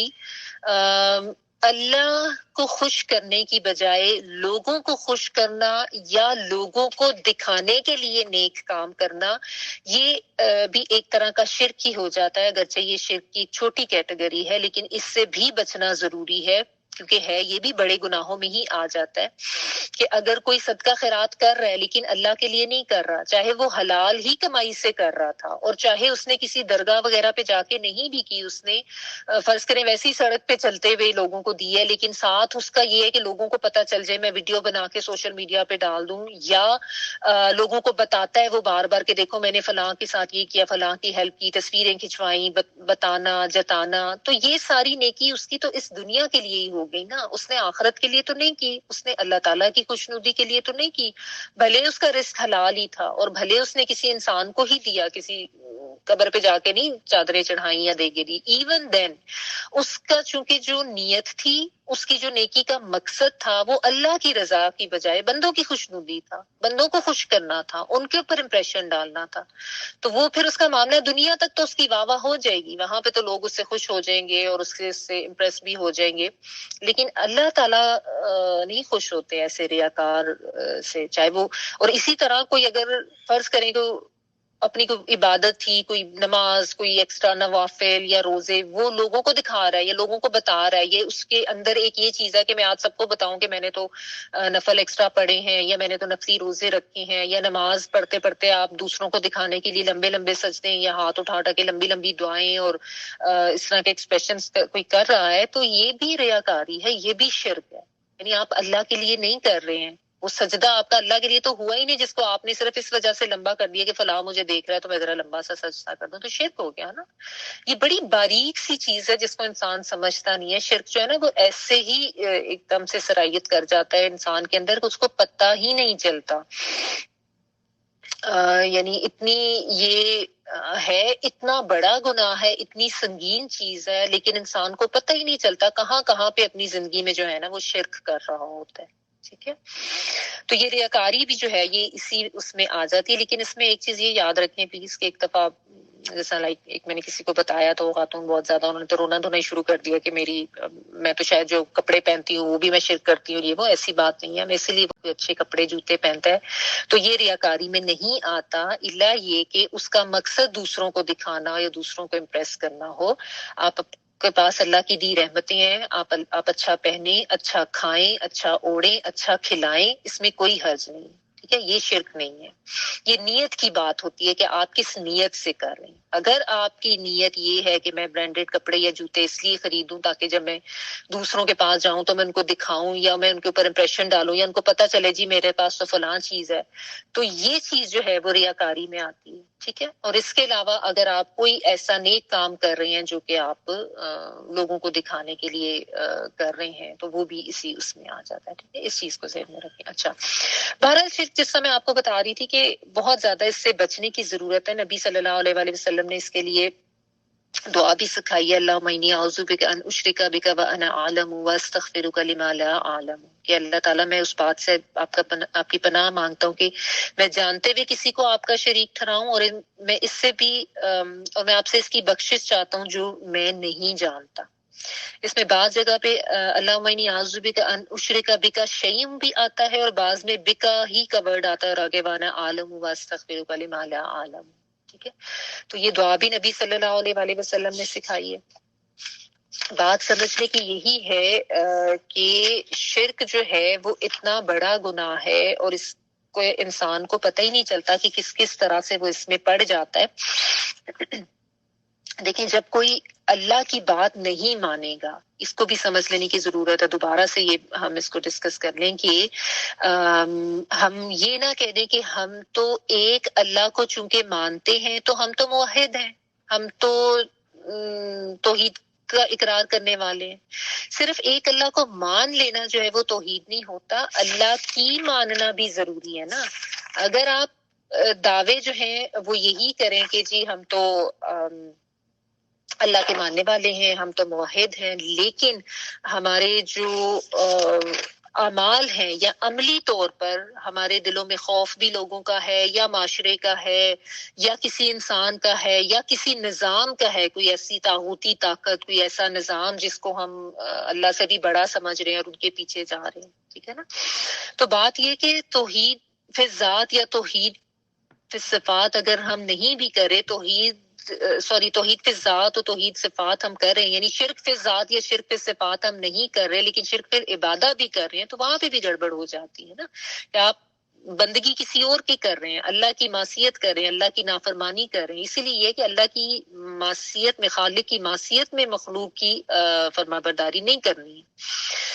تو جو بھی اللہ کی بندگی کے علاوہ کسی اور کی بندگی کرے گا تو وہ شرک کرے گا، اور ہر طرح کے شرک سے بچنا ضروری ہے۔ شرک جو ہے نا عمومی طور پہ یہ فی العبادہ ہی جو ہے نا، شرک فی العبادہ یہی زیادہ تر ہوتا ہے۔ ہم کہیں کہ ہم تو کسی کو اللہ کی بیٹیاں نہیں بناتے، اللہ کا بیٹا نہیں بناتے، لیکن شرک فی العبادہ تو بہت سے مسلمان بھی کرتے ہیں، ٹھیک ہے نا؟ تو یہ سوچ کے مطمئن نہ ہو جائیں کہ ہم تو اللہ کو ماننے والے تو ہم تو شرک کرتے ہی نہیں ہیں، تو باقی گناہ تو ویسے ہی اللہ تعالیٰ نے کہہ دیے سارے معاف ہے اس آیت کے حوالے سے، تو ہم تو بخشے بخشائے، تو چلو جی ہمیں تو سرٹیفکیٹ مل گیا۔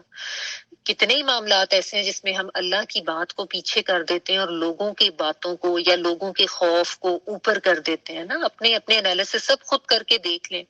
تو پتہ چل جائے گا۔ اب یہود بھی ویسے تو شرک فی ذات نہیں کرتے تھے، ٹھیک ہے نا، لیکن شرک فی العبادہ، اللہ کی بات تو وہ نہیں مانتے تھے، بندگی اللہ کی وہ نہیں کرتے تھے، شیطان کے پیچھے لگے ہوئے تھے اور اپنے نفس کے پیچھے لگے ہوئے تھے۔ نبی صلی اللہ علیہ وسلم کو پہچان لینے کے باوجود بھی ضد ہٹ دھرمی ایسی تھی کہ ان کا انکار کرتے تھے، قرآن کا انکار کرتے تھے، ٹھیک ہے۔ وہ تو حضرت عیسیٰ کو بھی نہیں مانتے تھے اور اپنے ہی ادھر تک رہتے تھے۔ تو یہ بندگی تو نہ ہوئی نا، یہ تو اپنے نفس کو شریک کر لینا، اپنی بات کو اہمیت دینا، تو یہ کہاں کی توحید ہوئی؟ توحید کا مطلب یہ تو نہیں ہے۔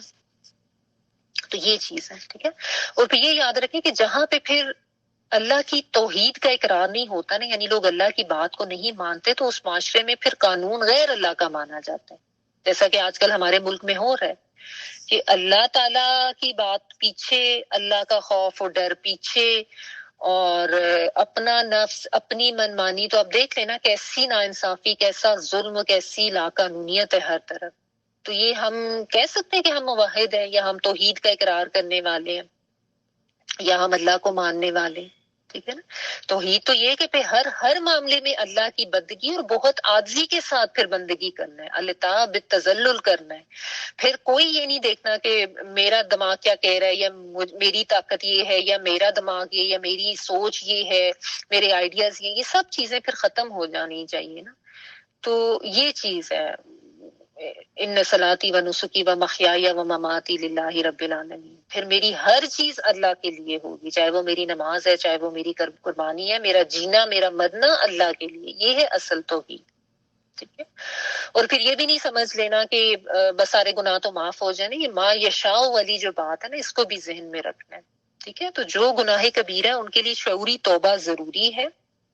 اور یہ نہ کوئی سمجھ لے کہ کوئی ایک جو ہے وہ سرٹیفکیٹ مل گیا ہے۔ اور جو شرک کرتا ہے تو وہ اللہ تعالیٰ کے اوپر تو بہت بڑا جھوٹ گڑتا ہے۔ اللہ تعالیٰ نے تو کہیں پہ بھی یہ نہیں بتایا کہ فلاں میرا بیٹا یا فلاں میری بیٹی ہے، نعوذ باللہ ثم نعوذ باللہ، یا یہ کہ فلاں کو تم اپنا رازق سمجھو یا اس کو اپنا نفع نقصان کا مالک سمجھو، اور نہ ہی یہ کہ تم اس کا خوف دل میں رکھو۔ یہ سب چیزیں تو اللہ تعالیٰ تو ان سب چیزوں سے پاک ہے کہ اس کے ساتھ کسی اور کو شریک کیا جائے، ٹھیک ہے نا۔ تو یہ اس قسم کے جس کے کانسیپٹس ہیں، یہ گھڑے ہوئے کانسیپٹس ہیں کہ فلاں جو ہے وہ اس کی پوجا کرنی چاہیے، فلاں بت کی، یا وہ ہماری فلاں چیز کا مالک ہے، ایسا کچھ بھی نہیں ہے، ٹھیک ہے۔ اچھا آگے دیکھیں، اگلی آیت ہے آیت نمبر 49۔ أَلَمْ تَرَ إِلَى الَّذِينَ يُزَكُّونَ أَنفُسَهُمْ بَلِ اللَّهُ يُزَكِّي مَن يَشَاءُ وَلَا يُظْلَمُونَ فَتِيلًا۔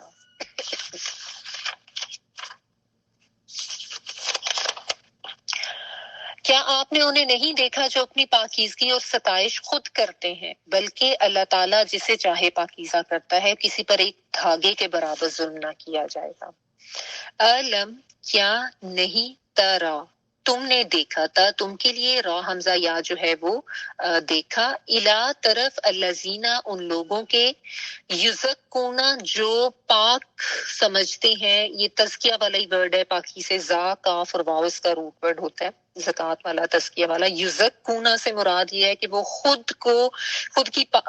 پاکی بھی کہہ لیں کہ بیان کر رہے ہوتے ہیں یا بڑائی بیان کر رہے ہوتے ہیں یا خود کو پاک سمجھتے ہیں. انفسہم اپنے نفسوں کو یعنی اپنے آپ کو. بل اللہ بلکہ اللہ تعالی یزکی وہ پاک کرتا ہے, یا وہ کے معنی میں اللہ تعالیٰ پاک کرتے ہیں, میں یشاء جس کو وہ چاہتا ہے, ولا اور نہ یظلمون وہ ظلم کیے جائیں گے. لامیم اس کا روٹ ورڈ ہے, یا وہ کے معنوں میں باؤن پلورل کا. یظلمون اوپر ہی ساری حرکات ہے, پیش سے سٹارٹ ہو رہا ہے, تو وہ ظلم کیے جائیں گے. اس طریقے سے آپ اس کو لیں گے. فتیلہ جو ہے فا تا اور لام اس کا روٹ ورڈ ہے, دھاگے برابر. اس کے پاس آپ کا مطلب لکھا ہوگا دھاگے برابر جو ہے نا, یہ کھجور کی جو گٹھلی ہوتی ہے نا, گٹھلی اس کی کھجور کی گٹھلی کے اوپر ایک وہ کٹ سا ہوتا ہے نا, لائن سی جو ہوتی ہے. ہم تو عموماً وہی ہوتا ہے کہ ایک دم بس کھا کے گٹھلی کو پھینک دیتے ہیں, غور نہیں کرتے اوپر. تو اس کی گٹھلی کے اندر نا ایک ایسے دھاگا ٹائپ ہوتا ہے, اس کو فتیلہ کہتے ہیں بیسیکلی. یہ دیکھ رہے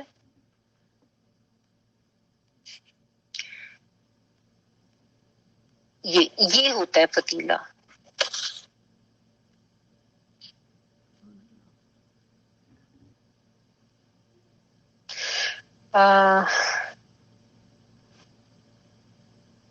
ایک منٹ ٹھہرے, میں آپ کو نا دکھاتی ہوں ایکچولی فتیلہ جو ہے وہ کیا ہوتا ہے. Hold on.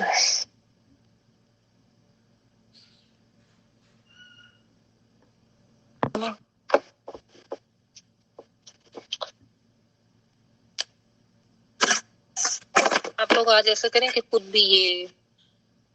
کریں, عموماً ہم نہیں دیکھتے نا. چلے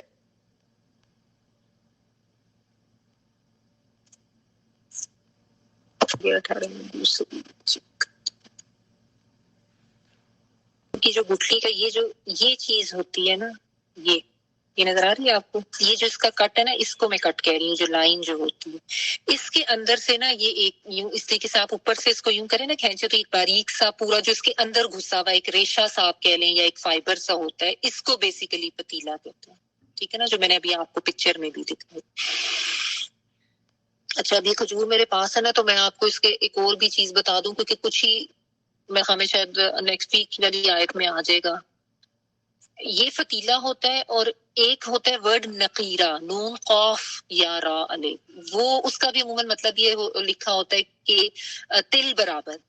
ٹھیک ہے, تو وہ بیسیکلی تل کیا ہوتا ہے, یہ کھجور کی گٹھلی کو اگر آپ بیک پہ دیکھیں نا, یہ تو اس کا سامنے ادھر تو فتیلہ تھا نا,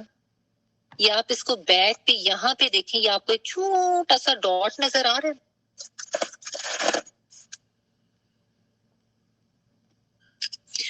going to focus, یہ بالکل جو ہے نا یہ چیز جو یہاں پہ بنی ہوئی ہے نا,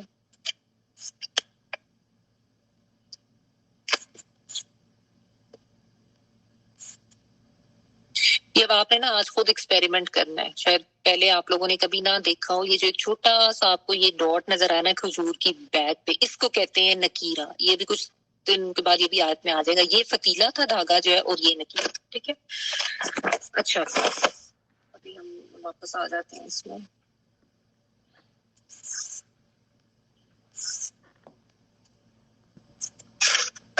اچھا, تو یہاں پہ اللہ تعالیٰ یہ اس آیت کا پہلے تھوڑا نظر ترجمہ میرے سامنے دوبارہ سے پڑھتی ہوں. کیا آپ نے انہیں نہیں دیکھا جو اپنی پاکیزگی اور ستائش خود کرتے ہیں, بلکہ اللہ تعالیٰ جسے چاہے پاکیزہ کرتا ہے, کسی پر ایک دھاگے کے برابر ظلم نہ کیا جائے گا. علم کیا نہیں تھا رات تم نے دیکھا الذین طرف ان لوگوں کی یزکون جو پاک سمجھتے ہیں, انفسہم اپنے نفسوں کو, بل اللہ بلکہ اللہ تعالیٰ یزکی وہ پاک کرتا ہے, من یشاء جسے وہ چاہتا ہے, ولا یظلمون فتیلا اور نہیں وہ دھاگے برابر بھی ظلم کیے. اچھا، اب چونکہ اہل کتاب کا ذکر ہو رہا ہے، یہود و نصارہ کی بات ہو رہی ہے، تو یہ بات نا جیسا یہ علم ترا جو ہے بیسیکلی آپ کہہ رہے ہیں جیسے ایک تعجب کا اظہار ہے کہ کیا تم نے ان کو نہیں دیکھا،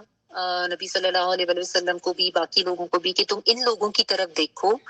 کہ یہ لوگ کیا کرتے ہیں، یہ اپنی بڑائی بیان کرتے ہیں، اپنے آپ کو اتنا پاک سمجھتے ہیں کہ اپنے آپ کو لوگوں سے برتر سمجھتے ہیں. کیونکہ یہ جو ہے نا ان لوگوں کا یہ کانسیپٹ تھا یہود و نصارہ کا کہ we are the chosen people of Lord, اور یعنی ہم اللہ کے چنے ہوئے لوگوں میں سے ہیں، ہم اللہ کے بڑے محبوب ہیں، ہم اللہ کے بڑے مقربین میں سے ہیں، بڑے پسندیدہ ہیں. اور اس یہ کانسیپٹ جو ہے نا اس کی وجہ سے یہ دوسروں کو اسپیشلی جو عرب وغیرہ یعنی جو بنی اسماعیل میں سے جو ہیں جو ساری چین، ان کو یہ اپنے آپ سے بہت زیادہ کمتر سمجھتے تھے، اور یہ سمجھتے تھے کہ ہم جو ہیں یعنی ہمارے لیے سب کچھ جو ہے وہ جائز ہے، اور یہ جو ہے یہ تو مطلب سارے بالکل ہی جاہل ہیں، ان پڑھ ہیں، حقیر ہیں، کمتر ہیں، ان کی کوئی اہمیت نہیں ہے. اور کیونکہ مشرکین کا بھی یعنی جو عرب کے لوگ تھے ان کا بھی یہ معاملہ تھا کہ ان کو کوئی اگر اس طرح کا کوئی دینی لحاظ سے کچھ پوچھنا ہوتا تو یہ ان کے علماء کی طرف ہی دیکھتے تھے اور انہی سے پوچھتے تھے. ان کو پتا تھا کہ جی ان کے پاس کتاب ہے تو ان کو وہ بھی بڑا سمجھتے تھے نا. تو یہاں پہ اللہ تعالیٰ نے ان کی یہ جو ایک باطل ان کا عقیدہ تھا اس کی تردید کی ہے کہ کیا تم نے کہ ایسی کوئی بات نہیں ہے کہ اپنے آپ کے اپنے بارے میں جو یہ زوم رکھتے ہیں، یہ جو یہ دعوے کرتے ہیں، ان کا تو یہ بھی دعویٰ تھا کہ ہم تو جائیں گے ہی جنت میں، ہم تو ہیں ہی جنتی. اور جیسا یہود کہی تھا کہ صرف اگر کسی نے جانا بھی ہوگا تو بس وہ تھوڑی دن کے لیے جو بچڑے کی پوجا کی تھی بس اتنے دنوں کے لیے جہنم میں جانا، باقی ہم تو سارے تو ہیں ہی پکے جنتی. ان کا یہ معاملہ تھا، ٹھیک ہے نا. اسی طرح نصارہ کا بھی یہ کانسیپٹ تھا کہ جو نصرانی ہے وہ تو جنتی ہے، باقی سارے جو ہیں وہ جہنمی ہیں، اور وہ تو سمجھتے تھے کہ جنت کے سرٹیفکیٹس ملے ہوئے ہیں ہمیں اور ہمارے ہی لیے اس طرح کی، ٹھیک ہے نا. اور اس چیز کا پھر یہ اظہار بھی کرتے تھے یعنی لوگوں کے اوپر نا کہ ہم ایسے ہیں، ہمیں اللہ تعالیٰ ہمیں کتاب ملی، ہمیں نبی ملا، تو ہم تو شاید اللہ کے بڑے مقربین میں سے، ٹھیک ہے. تو اگرچہ یہاں پہ مینشن تو ان کو کیا جا رہا ہے لیکن خطاب سب کو ہے. یہ آیت ہر اس انسان کے لیے آ جاتی ہے جو خود کو دوسروں سے بڑا سمجھتا ہے، خود کو کوئی ایسا زوم اپنے بارے میں رکھتا ہے کہ دوسرے جو ہیں وہ اس سے کمتر ہیں. اپنی تعریفیں خود کرنا، اپنی بڑائی خود بیان کرنا، خود یہ سب اسی میں آ جاتا ہے. یزکون انفسہم یعنی اپنے آپ کو پاکیزہ کرنا، اپنی بڑائی دوسروں پہ بیان کرنا. تو یہ بات سمجھنے کی ہے کہ اس طریقے سے پاکیزگی انسان کو حاصل نہیں ہوتی، یہ تو اللہ کے دینے سے ہوتی ہے نا. اللہ تعالیٰ کی نظر میں جو بڑا وہ ہے اور وہ تو اللہ تعالیٰ نے کرنا ہوتا ہے. بل اللہ یزکی من یشاء، اللہ تعالیٰ جو ہے وہ چاہتے ہیں تو وہ عزت دیتے ہیں، اللہ پاک کرتے ہیں، اس کی طرف سے عزت ملتی ہے، اسی کی طرف سے درجات ملتے ہیں، اور اسی کی طرف سے کسی کو کوئی قربت کا مقام ملتا ہے. خود سے تو انسان کچھ نہیں کر سکتا. جیسا وہ ایک جگہ پہ یہ بھی آتا ہے نا فلا تزکوا انفسکم هو اعلم بمن اتقى، خام خواہ میں اپنے نفسوں کی پاکیزیاں نہ بیان کرو، اللہ تعالیٰ زیادہ جانتا ہے کہ تم میں سے کون تقویٰ والا ہے. بعض دفعہ ہوتا ہے نا کہ انسان اپنے آپ کو بہت بہتر اور بڑا اعلیٰ سمجھ رہا ہوتا ہے، دوسروں کو اپنے سے کمتر سمجھ رہا ہوتا ہے. تو اللہ تعالیٰ نے یہ صاف واضح کر دی کہ اللہ تعالیٰ زیادہ جانتے ہیں کہ تم میں سے اصل تقویٰ والا کون ہے، ٹھیک ہے. یہ جو یہود جو ہے نا یہ بھی وہ جو گوئن اور جینیٹائل سمجھتے ہیں دوسروں کو کہ جی جو بھی غیر یہود ہے نا یعنی نان جو بھی ہے اس کو یہ سمجھتے ہیں کہ یہ تو مطلب انسان ہے ہی نہیں نا. ابھی تک ان کا یہی کانسیپٹ ہے. آپ ان کو دیکھیں نا جتنے آرام سے یہ لوگوں کے اوپر ظلم کرتے ہیں اور قتل و غارت یہ کرتے ہیں، وہ سمجھتے ہیں کہ ہمیں اس چیز کی اجازت ہے، ہمیں اللہ نے یہ کہا ہوا ہے کہ انہوں نے اپنی کتابوں میں بھی ظاہر تحریف کر کے اسی طرح کی چیزیں لکھی نہیں ہے نا. تو وہ یہی سمجھتے ہیں کہ ہمارے لیے تو سب جائز ہے اور ہم تو سب کچھ کر سکتے ہیں. تو جس طرح آپ سمجھ لیں کہ جیسا ہم کہتے ہیں نا کہ مطلب بکرا ذبح کرنا ہمارے لیے جائز ہے، حلال ہے، اللہ تعالیٰ کا حکم ہے. ان کا یہی کانسیپٹ ہے دوسرے غیر یہود کے لیے کہ ان کے ساتھ جو بھی قسم کا ہم معاملہ کر لیں تو ہمارے اوپر کوئی پکڑ نہیں، ہم سب کچھ کر سکتے ہیں. اسی لیے اتنے بڑے بڑے ظلم کرتے ہیں. جب ہم کہتے ہیں نا کہ کیسے یہ اس طرح سے کر لیتے ہیں. تو اس طرح سے یہ بھی کمتر سمجھتے ہیں. بہرحال یہاں پہ سمجھایا یہ جا رہا ہے، یہ جو بات ہے نا ولا یظلمون فتیلا، کہ اللہ تعالیٰ کسی کے اوپر دھاگے برابر بھی ظلم نہیں کرتے. اب آپ یہ چیز دیکھ لینا کہ کتنا چھوٹا سا یہ دھاگا تھا، اتنا سا بھی اللہ تعالیٰ کسی کے اوپر ظلم نہیں کرتے. تو کہنے کا مطلب یہ ہے کہ اگر کوئی نیک تم ہو یا نیکی تم کچھ کر رہے ہو یا تمہارے اندر کچھ ہے نا، تو اللہ تعالیٰ کی طرف سے خود ہی اجر مل جائے گا، کوئی ظلم نہیں ہوگا. تو خود سے بتا کے، خود سے جتا کے، خود کو بڑا ظاہر کرنے کی کوئی ضرورت نہیں، کوئی شو آف کرنے کی ضرورت نہیں ہے. اللہ تعالیٰ کے ہاں تو جب معاملہ ہوگا تو اللہ تعالیٰ کے ہاں تو بہت قدردانی ہے کہ کسی کوئی اگر اچھا ہے یا کسی نے کوئی حسنات کی ہیں یا کسی کے نیک کام ہے، اللہ تعالیٰ کسی پہ کوئی ظلم نہیں کرے گا. ٹھیک ہے نا. تو اس میں صرف خطاب جو ہے وہ اہل کتاب سے نہیں ہے، یا صرف ان کو نہیں سمجھایا جا رہا، اس میں ہر انسان کو سمجھایا ہے جو بھی اپنے اوپر کسی طرح کا ظلم رکھتا ہے یا لوگوں کی نظر میں عزت پانے کے لیے خود ہی اپنی تعریفیں کر رہا ہوتا ہے یا لوگوں کی ستائش چاہ رہا ہوتا ہے، لوگوں کی طرف سے تعریف کا متمنی ہوتا ہے. یہ یاد رکھیں کہ انسان خود اس طرح کی باتیں کر کر کے اپنے آپ کو اللہ کی نظر میں بڑا نہیں کر سکتا، نہ اپنے آپ کو پاک کر سکتا. یعنی آپ سمجھ لیں کہ یہاں پہ نا دو طرح کے کردار جو ان کو بتایا گیا ہے. ایک تو وہ جو اللہ کی نظر میں اچھا بننا چاہتا ہے،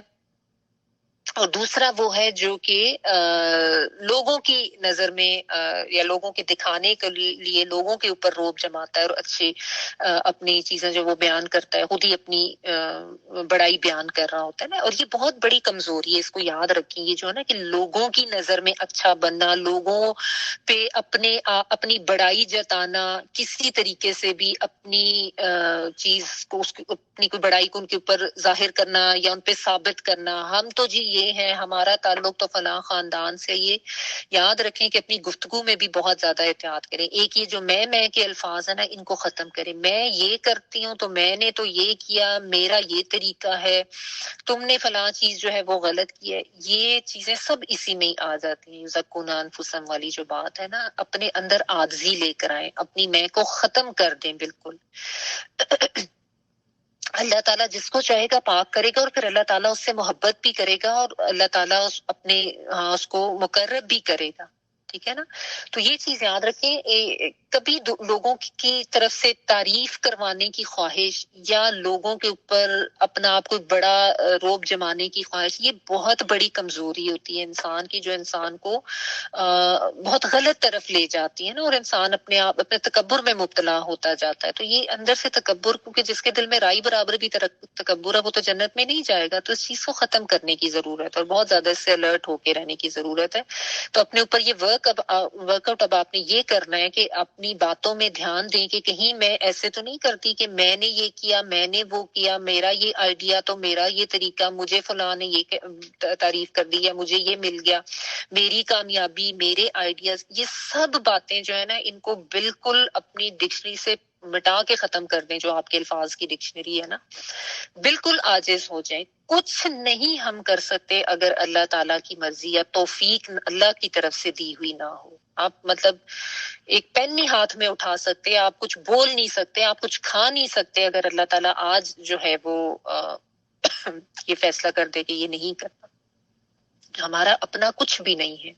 ہماری کوئی اپنی طرف سے دی ہوئی کوئی صلاحیت نہیں ہے. سب توفیق، سب صلاحیتیں، سب دی ہوئی جو نعمتیں ہیں وہ اللہ کی ہیں. انسان کسی چیز پر قادر نہیں ہے. پتہ نہیں انسان اپنے آپ کو کیا سمجھ رہا ہوتا ہے. کبھی قبرستان میں دیکھے نا جا کے، کتنے وہاں پہ لوگ ایسے جو اپنے آپ کو بہت بڑا سمجھتے تھے، یا آپ ویسے ہی تاریخ میں بھی دیکھ لیں، فرعون، نمرود، کتنے خود کو بڑا سمجھنے والے، اپنی بندگی کروانے والے، وہ سارے لوگ جو ہیں ان کا کیا معاملہ اب ہوا. تو یہ یاد رکھیں کہ اپنی یہ جو مبالغہ آرائی اپنے بارے میں کرنا، اور دوسرے کے بھی منہ پر اس کی مبالغہ آرائی والی تعریف نہ کریں تاکہ اس میں بھی ریاکاری نہ. یہ چیز بھی دھیان میں رکھیں. بعض دفعہ ہوتا ہے نا کہ بہت زیادہ لوگ اگلوں کو خوش کرنے کے لیے، او جی آپ تو یہ، تو آپ تو وہ، اور ان کے آگے پیچھے، اور آپ نے یہ کیا. یہ مبالغہ آرائی والی تعریف بھی جو ہے نا یہ نہ کریں تاکہ اگلے میں بھی ریاکاری نہ آئے. ٹھیک ہے. اگلی آیت بھی کر لیتے ہیں، ٹائم اچھے ہو گیا لیکن رکوع کمپلیٹ ہو جائے گا. انظر کیف یفترون علی اللہ الکذب وکفی بہ اثما مبینا. دیکھو یہ لوگ اللہ تعالیٰ پر کس طرح جھوٹ باندھتے ہیں، اور یہ سری گناہ ہونے کے لیے کافی ہے. انظر دیکھو، نظر کرو کیفا کس طرح یفترونا وہ افترا کرتے ہیں یعنی وہ گھڑتے ہیں اللہ ہی اوپر اللہ کے الکذب جھوٹ وکفا اور کافی ہے بہی ساتھ اس کے یعنی ساتھ ان کے جھوٹ کے اسم مبینہ گناہ واضح اسم گناہ کے لیے آتا ہے مبین واضح یعنی ان کے جھوٹ کا کھلا گناہ ہونا کافی ہے ٹھیک ہے تو یہ توجہ دلانے کے لیے انظر والی بات ہے نا کہ دیکھنا یعنی چاہے آپ نظر سے دیکھیں یا عقل و بصیرت سے دیکھیں دونوں معنوں میں یہ آ جائے گا کہ دیکھو یہ اللہ پر کس طرح سے جھوٹ باندھتے ہیں یعنی یہ جو ان کی یہ بات تھی نا کہ ہم اللہ کے چنے ہوئے ہیں ہم نے تو جنت میں ہی جانا ہے جیسے ان کو سرٹیفکیٹس ملے ہوئے ہیں اور آپ دیکھیں آج یہ باتیں مسلمان بھی کرتے ہیں جو پچھلی آیت والی بات تھی نا مسلمانوں نے بھی تو یہ کانسیپٹ رکھا ہوا ہے کہ ہم تو چونکہ مسلمان ہیں تو ہم نے تو جانا ہی جنت میں ہے ہم تو نبی کی امتی ہیں تو ہماری تو شفاعت ہو جانی ہے تو کرتے رہو جو بھی دل میں آ رہا ہے یہ سارے وہی کانسیپٹ ہے یزکون انفسہم والی بات تو کوئی مسلمان ہو بھی ہوتا تھا جب تک کہ وہ اللہ کی رحمت نہیں پان لیتا یا جب تک کہ وہ ساری باتیں نہیں مان لیتا جو اللہ تعالیٰ نے کہی ہے بس یہ کانسیپٹ رکھنا کہ ہم مسلمان ہیں تو ہم نے تو جانا ہے جنت میں تو یہ تو ان کا بھی کانسیپٹ ہے اسی کو تو اللہ تعالیٰ بار بار بتاتے ہیں کہ یہ غلط رویہ یہ غلط کانسیپٹ ہے یہ نہیں ہونا چاہیے تو یہ اللہ تعالیٰ پر جھوٹ باندھتے ہیں کہ یہ کہتے ہیں کہ ہم اللہ کے چنے ہوئے ہیں اور یہ بات ان کے اس واضح گناہگار ہونے کا ثبوت ہے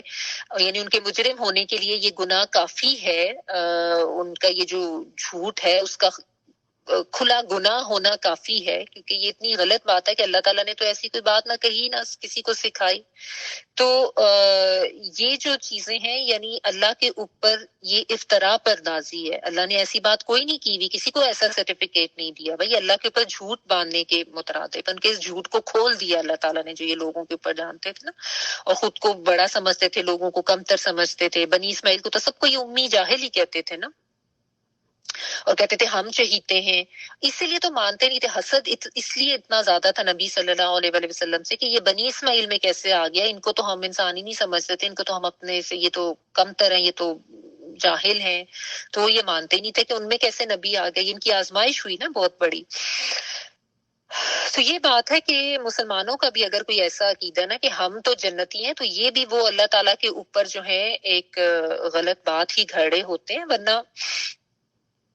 ایسی بات نہیں ہے اللہ نے تو کسی کو اوپن سرٹیفکیٹ نہیں دیا ہوا تو اللہ کے اوپر جھوٹ گھڑنے میں اور کیا چیزیں آ جاتی ہیں بغیر علم کے اللہ کے بارے میں باتیں کرنا بغیر علم کے دین کے اوپر کو فتوے دینا یعنی پتہ کچھ بھی نہیں ہے خود سے فتوے دیتے جانا خود ہی سے حرام حلال قرار دے دینا حرام حلال کا تو صرف اللہ تعالیٰ کے پاس اختیار ہے نا انسان کے پاس تو نہیں ہے ٹھیک ہے تو اللہ نے جو حرام کیا اس کو حلال کر دینا یا اللہ نے جو حلال کیا اس کو خود سے حرام کر دینا یہ سب اللہ پر جھوٹ گھڑنے کے مترادف ہے ٹھیک ہے نا اور کوئی ایسی باتیں کرنا جی ہم تو ہیں ہی جنتی دیکھیں امید رکھنا ٹھیک ہے لیکن ڈرتے رہنا ہے یہ نہیں مطمئن ہو کے بیٹھ جائیں گے بس جی ہمیں تو سرٹیفکیٹ مل گیا ہے ایسا کچھ نہیں اللہ تعالیٰ نے کہا ہوا انسان کے سارے اعمال دیکھے جائیں گے سب کچھ نوٹ کیا جائے گا اور پھر جو ہے اس کے مطابق فیصلے کیے جائیں گے ٹھیک ہے نا تو یہ یہاں پہ اللہ تعالیٰ نے ان کے جو سارے غلط کانسیپٹس تھے ان کو بھی بتایا اور اس لیے بتایا کہ ہم اپنے اوپر نظر کریں کہ کیا ہمارے بھی تو کوئی ایسے کانسیپٹس نہیں ہے کیا ہم بھی تو یہ نہیں سمجھ کے بیٹھ گئے کہ ہم نے تو جانا ہی جنت میں تو کچھ کرنے کی ضرورت نہیں ہے یا کہیں ہم بھی تو یہ یزکون انفسہم والی بات تو نہیں کرتے کہ دوسروں کے اوپر اپنی بڑائی جتاتے رہتے اور کوئی عاجزی نہیں ہے اس طرح کے معاملات کہیں ہمارے بھی تو نہیں ہے ٹھیک ہے اور شرک کے حوالے سے بہت زیادہ غور کرنے کی ضرورت ہے بہت زیادہ الرٹ ہو کے رہنے کی ضرورت ہے اللہ تعالیٰ ہم سب کو اس کی توفیق عطا فرمائے جی تلاوت پلیز اگر پلے کر دیں يا أيها الذين أوتوا الكتاب آمنوا بما نزلنا مصدقا لما معكم من قبل أن نطمس وجوها فنردها على أدبارها أو نلعنهم كما لعنا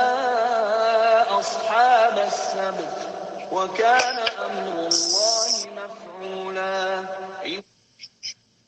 إن الله لا يغفر أن يشرك به ويغفر ما دون ذلك لمن يشاء ومن يشرك بالله فقد افترى إثما إثما عظيما ألم تر إلى الذين يزكون أنفسهم بل الله يزكي من يشاء ولا يظلمون فتيلا انظر كيف يفترون على الله الكذب وكفى به إثما مبينا سبحانك اللهم وبحمدك نشهد أن لا إله إلا أنت نستغفرك ونتوب إليك سبحان ربك رب العزة عما يصفون وسلام على المرسلين والحمد لله رب العالمين بارك الله لي ولكم في القرآن العظيم ونفعني وإياكم بالآيات وذكر الحكيم آمين. دعا کر لیجیے.